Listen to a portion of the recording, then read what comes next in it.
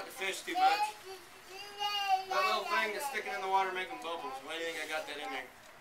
To create air. Why do I need to put air into the water? What do they have that makes them get air? They have gills. This is a species of fish that we raise. It isn't a sport fish. It's a grass carp. And essentially what we use them for is, what do you think it eats? Grass. I say that, but it doesn't actually eat grass. What it eats is, it eats vegetation. It eats rooted vegetation. So it eats anything that's growing, any plants that are growing inside the pond. And the advantage of that is we can use them to control the vegetation, and it makes the harvest of the other fish easier that we have. And they do get a lot bigger than that. Most of the fish I have today are small, so that they're just easier to handle that way.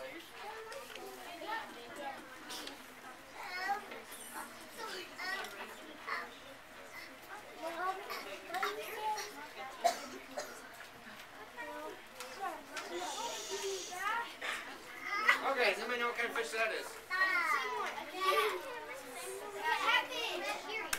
It is a catfish.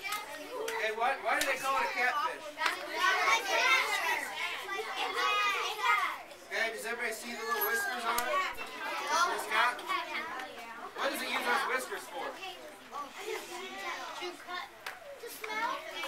It uses them, it's a sensory organ. Okay? It uses them to smell, to taste. Okay? If you look at the shape of the grass carp, the shape of the catfish, they're a little bit different. You see how the catfish's head is kind of flattened? Okay? Where does the catfish live in the water? It lives on the bottom. Okay? And if you notice the whiskers that are on the bottom, okay, what it'll do is they'll swim around on the bottom, and when those whiskers feel something, when they taste something they want to eat, they'll eat it. And the catfish will eat just about anything.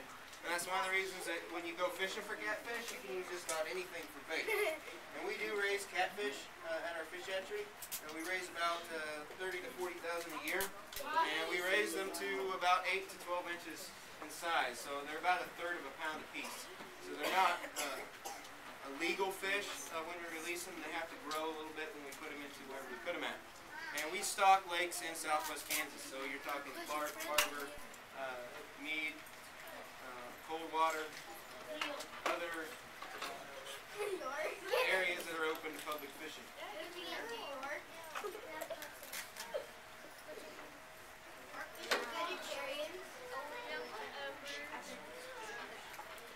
That's a good question. The grass carp is. Okay? Most fish are predators. The grass carp is not native to the United States. It was brought over from Asia. The other fish that I'm going to show you today are all native. The one that I just put in there is a bluegill. Okay, it's a sunfish. It's in the same family as a largemouth bass. Any of you who ever went to a lake and fished with worms, you've probably caught a bluegill. Very, very common. They're actually the primary prey species for largemouth bass, which is the next fish that I'm going to show you. And they will actually, you can catch them on just about anything, as long as you have a very, very small hook. Now, unfortunately, because our water is so clear where this fish is at, it doesn't have a whole lot of color. It looks kind of gray. But if it was in a darker environment, you'd notice on the back side, right behind its eye, it would be blue. And it doesn't actually have blue gills. It has a blue operculum, but the name bluegill just stuck. Does it ever get fat? Yeah, and they do get a lot bigger than that.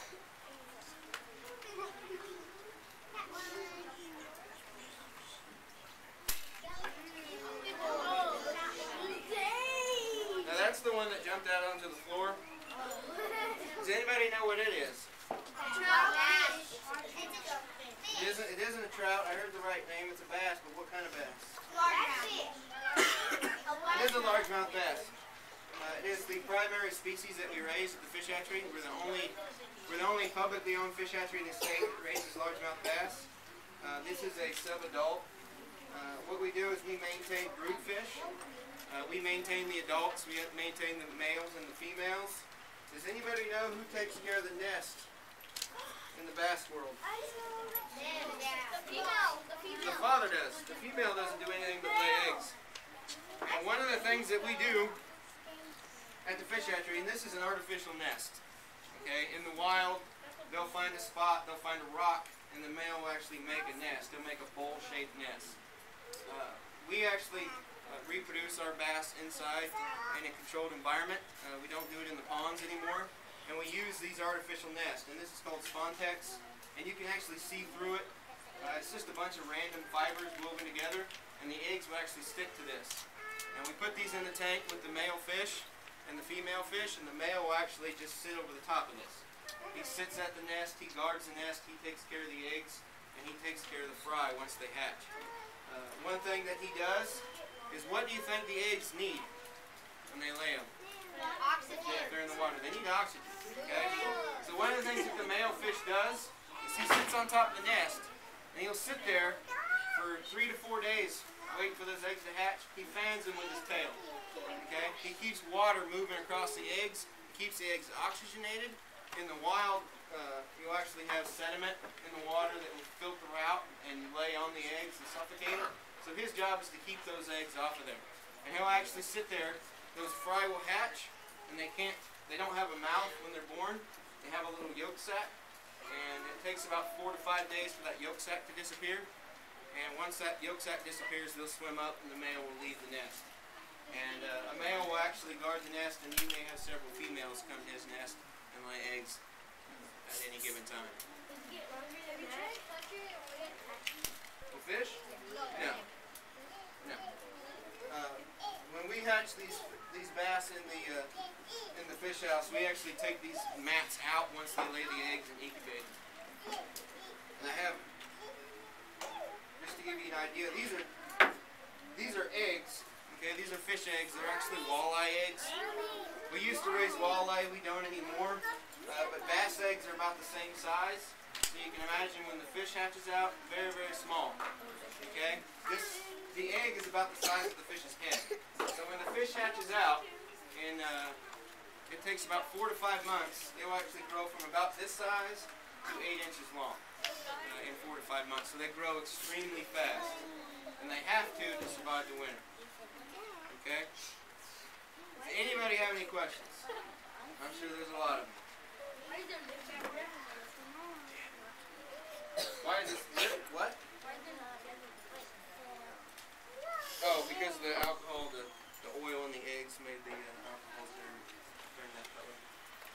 Anybody have any questions about amphibians? Let's do it that way. About the frogs, salamanders? Okay. Why are they slimy? Because they have to be. They live in the water. Okay? And they have that mucus layer. It's kind of like your skin protects you from the external environment. That mucus layer protects them from bacteria and other infections. And the same thing with the fish. The fish will actually have a mucus layer on their scales. Just start on this side of the room. Somebody had a question over here. Not you? You right there. Yeah.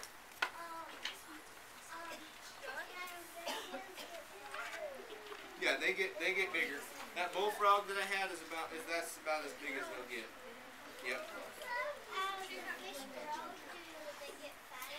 Yes, they do.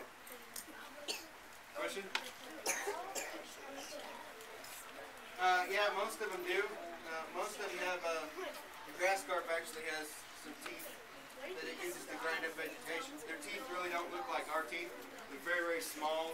If you've ever caught, if you catch a fish, if you ever get to go fishing, just feel inside their mouth, it just feels kind of rough. Okay? And most of that, the reason for that is where they live, and think about it, what they're trying to catch is kind of wet and slimy. So they have to have something to grip their prey when they eat it.